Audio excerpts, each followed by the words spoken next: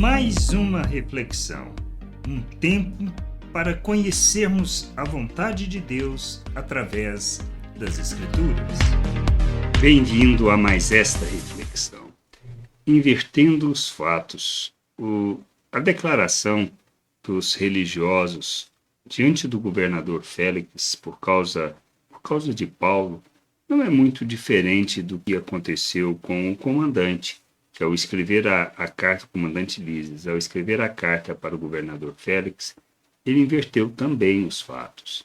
Só que na realidade dos judeus foi um pouco mais sério, porque justamente eles pretendiam acusar Paulo e queriam matá-lo, segundo a lei. O que a gente pode observar é justamente que estas coisas não vão fazer muito diferença para nós, mas a passagem lá em Atos dos Apóstolos, no capítulo 24, do verso 5 ao 9, diz assim: porque, tendo nós verificado que este homem é uma peste e promove desordem entre os judeus do mundo inteiro, sendo também o principal agitador da seita dos nazarenos, o qual também tentou profanar o templo, nós o prendemos com o intuito de julgá-lo segundo a nossa lei.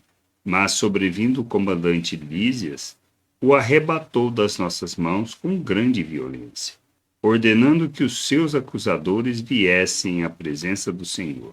Se o interrogar, o Senhor mesmo poderá tomar conhecimento de todas as coisas de que nós o acusamos. Os judeus também concordaram na acusação, afirmando que estas coisas eram assim. A primeira coisa que a gente pode observar é que Paulo era o agitador. Não, ele não provocou as desordens nas cidades. Quem provocava eram os judeus. Todas as vezes e em todas as cidades. Paulo, normalmente, o que ele fazia era chegava na sinagoga, ensinava, explicava sobre Cristo. Alguns aceitavam, outros rejeitavam. Os que rejeitavam, normalmente arrumavam pessoas para agitar, para provocar, para poder justamente algumas vezes tentar matar, apedrejar, e assim a gente vê em todas as cidades. Ou seja, Paulo não era o que promovia a desordem. Isto precisa estar muito claro. O outro ponto, que ele era agitador da seita dos nazarenos, bom, isso sim, porque ele no fundo é o que pregava, anunciava, e ele esparramou o evangelho em toda aquela região. Este é o segundo ponto. Mas o que nós precisamos entender? Não importa as circunstâncias, o plano de Deus, a vontade de Deus, era que Paulo estivesse ali, naquele lugar, diante daquelas pessoas. E a gente precisa entender que o propósito era testemunhar acerca do Evangelho àquelas pessoas. Isto que é importante. Não importa as circunstâncias, não importa como nós somos envolvidos, se com mentiras ou com verdades, não irá fazer muita diferença. Mas sim o propósito e o plano de Deus para a vida de Paulo. Porque o intuito era levá-lo para Roma para ele testemunhar diante das autoridades.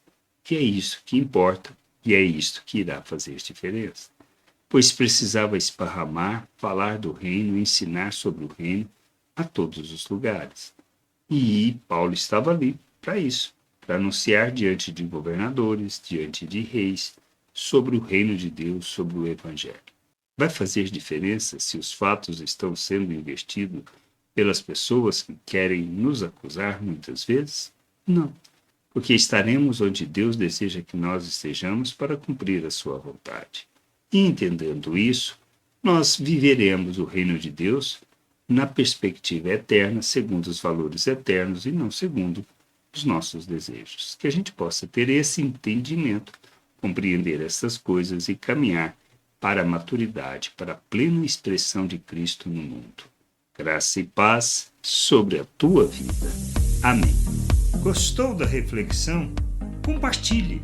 Não deixe de ler as Escrituras. Medite para poder crescer no conhecimento e vontade de nosso Deus e nosso Pai, para que, conhecendo o Senhor, possa o revelar ao mundo.